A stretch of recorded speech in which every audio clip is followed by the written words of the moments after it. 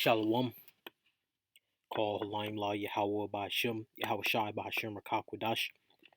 Double honor to the elders and apostles of Great Millstone who rule and teach well. And sincere shalom to the 144,000 and one third. Now, this lesson is inspired by a video I watched from one of the brothers. He had showed the Edomite Proud Boy MAGA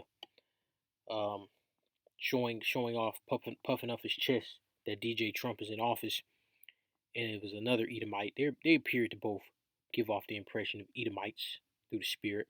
They both, the man on the phone, more than likely looks like your six-pack Joe, rural area, shotgun toting, Confederate flag riding Edomite. That's what he sounded like. And you have another Edomite podcaster or talk show host, whatever he got going on, and they're both arguing back and forth about Trump and what Trump represents towards them, make America great again. And Esau's divided. Esau, see, at first when they were in their at the peak of their glory, when they had Jake in subjection, they were for the most part united. They were united. They were wealthy. They were doing all right for themselves. But now, through Esau's confusion and his division of his own people, they're divided. They're not in unison. They're gonna fight, kill, eat, destroy one another because they're devils first and foremost, and they don't have a quote unquote common enemy, so to speak. They're common enemy. They're selfish. They're more selfish. They're not in unison. So let's get this right here.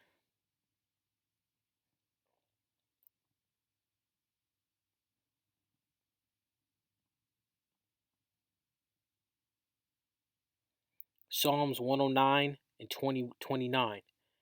Let mine adversaries be clothed with shame, and let them cover themselves with their own confusion as with a mantle. And if I'm not mistaken, a mantle is a type of a shelf, and you would put like a couch or a bed. You put sheets over. I believe that's going into how you have a mantle, which is like a shelf, a built-in shelf um, on a wall that comes in a home. You put a covering over there. And King David, if I'm not mistaken, let's go to Psalms 109, see if that was written by King David. Yep, it was written by King David. Psalms 109 and 1. To the chief musician, a psalm of David. Hold not thy peace, O Yahweh, of my praise. So, verse 2. For the mouth of the wicked and mouth of the deceitful are open against me. They have spoken against me with a lying tongue. And that's what Esau does. The accuser of our brethren. Let's get that. Because Esau is a damn devil. Revelations 12 and 10. And I heard a loud voice saying in heaven, now has come salvation and strength in the kingdom of our power, in the power of his anointed Hamashiach. For the accuser of our brethren is cast down, which accused him before our power day and night. And we're starting to see the fall of Esau, man. And now you got Trump with his deregulations finna turn the crypto space and whatever else into the wild, wild west. Depending on how far it's going to go. He got his own meme coin, and that's booming. And who knows what's going to go down during his inauguration speech, right? So things are going to get interesting.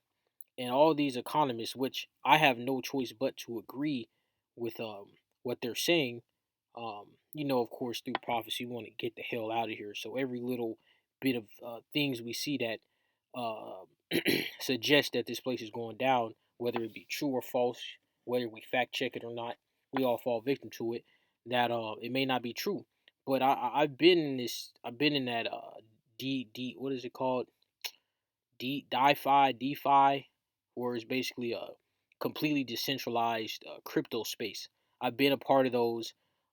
I've been a part of trading crypto, foreign exchange. I've seen the ins and outs of those two particular currencies, so to speak, right?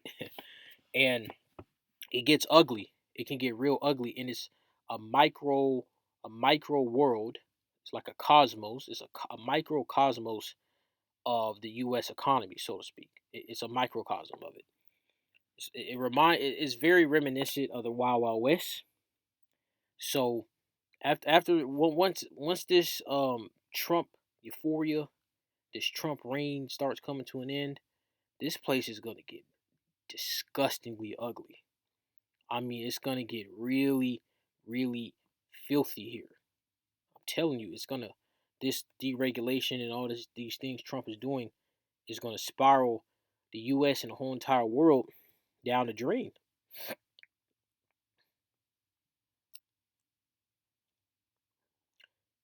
This is Saint Matthew, the 12th chapter, in verse 26. And if Satan, Shaitan, cast out Satan, Shaitan, he is divided against himself. How shall then his kingdom stand? So to the unlearned, the ignorant, they're going to think that it's literally talking about the spiritual demon, right? The left hand angel, Satan. And it's not. Satan, let's go into the concordance, and I'll give another example.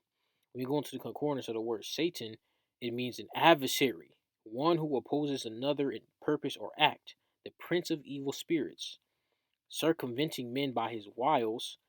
The worshippers of idols are said to be under his control. So this is um, giving the one of the definitions that uh, proves that it's Satan in certain instances, what it could mean. And in this passage, it also says a Satan-like man, and then at the root cause of it, it means an accuser. That's what it Satan means, an accuser. So Satan, when you see the word Satan in the scriptures, it's not always talking about uh, the spiritual demon Satan. And I'll just give one example right here. Um, let me see if I can find it real quick. All right, Saint Matthew 16 and 23. But he turned and said unto Peter. So Peter is an Israelite, particularly Peter is King David through the regeneration, which means he's from the tribe of Judah, Yahweh. So this is a Israelite, a Judite. St. Matthew 16 and 23. But he turned and said unto Peter, Get thee behind me, Satan. Thou art an offense unto me. So guess what? He was being an adversary to Yahweh Shai in the moment because Peter wasn't moving through the spirit. So Yahweh Shai called him Satan. So to the wacky tacky Christian, to the unlearned, to the ignorant, they may just come to the conclusion that Peter was Satan this whole time, like an imbecile, or their brains are going to be completely fried because they're not going to have an answer. You understand? But let's get back to the main point. Let's find another passage on Satan casting out Satan.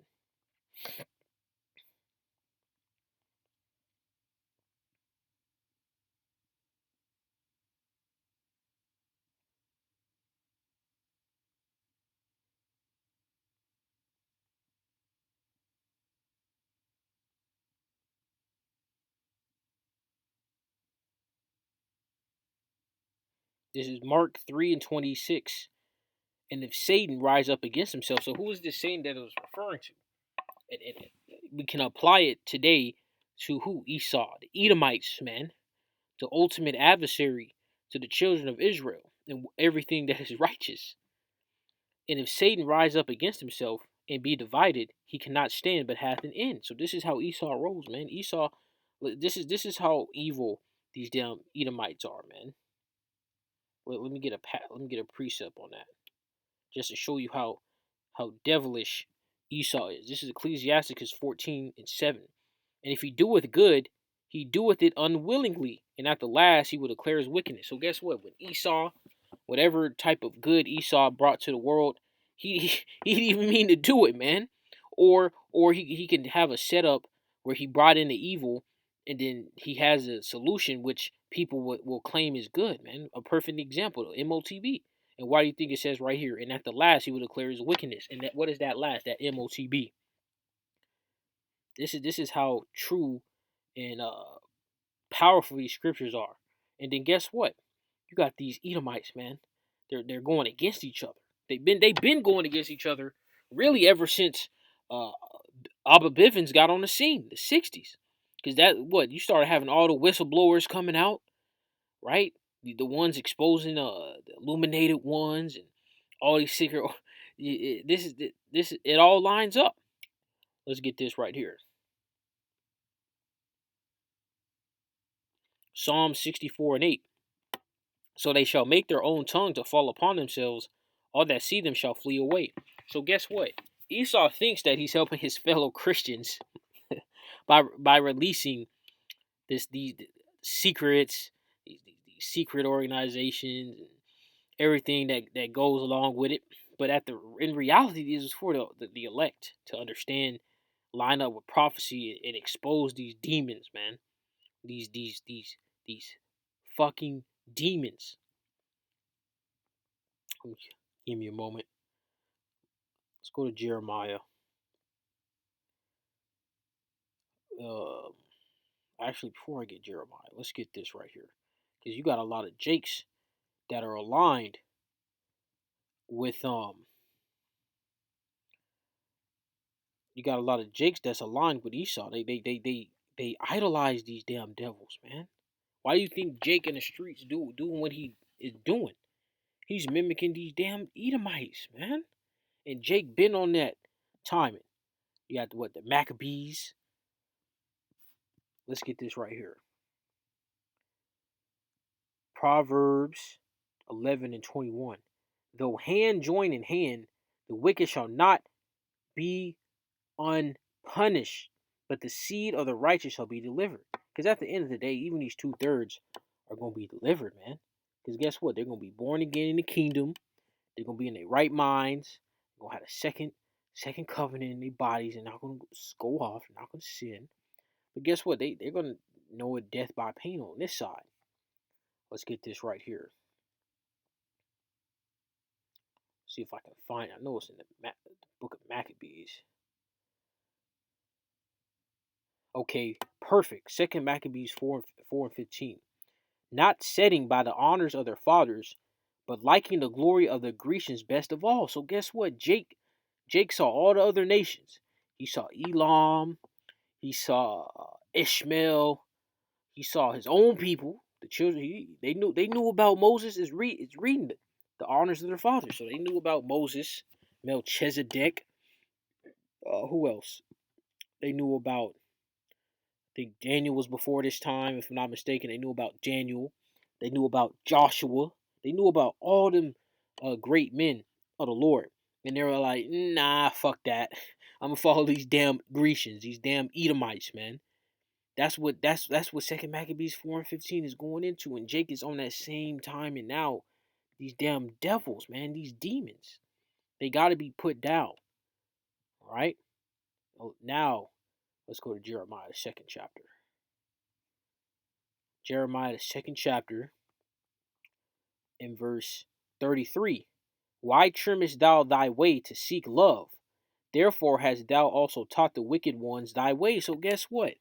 Jake was trimming themselves because they're the righteous. They went down notches to be like the Grecians, which is wickedness. And then guess what? As they were with them Grecians, them Edomites, man, living amongst the Greeks, they started giving them tips and tricks. Because Jake is the stronger people, so they was giving them different ways to make food, and different ways to exchange currency, right? Martial art techniques, weapon craft, and all that. You see, Esau was using Jake back then to make himself great, just like he used Jake now to make himself great. This is how these damn devils get down. You understand? This is Esau's MO. And we're not ignorant, because the Heavenly Father has imbued us with a great, marvelous blessing to understand these scriptures, understand history, understand the truth, know how to deduct BS from facts. Um, I might close out now. I think the Spirit's telling me to close out now. So that's it for this lesson. I don't want to rush y'all. It was edifying. Shalom.